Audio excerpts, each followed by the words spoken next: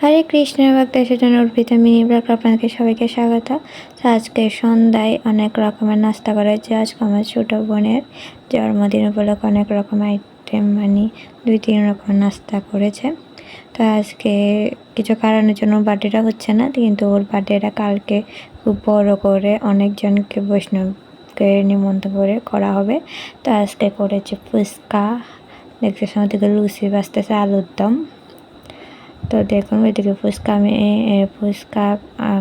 করে ফেলছি আগে, তারপর আমি মানে ফুচকার জলটা আমি করেছি, ওটা ফ্রিজে রেখে দিলাম। তো এরপরে ভগবানকে ভোগ লাগাচ্ছি। তো দেখুন ভোগ লাগানোর পরে আমরা সবাই মিলে বসে গেছি গোল করে। তো কত সন্ধ্যাবেলা সবাই গোল করে বসলে কত ভালো লাগে, তো সবাই গোল করে বসলাম। তো দেখেন আমার কাকি, আমার ভাই, ছোটো ভাই, আমার বোনের পুরস্কার আছে, ওর আজকে জন্মদিন।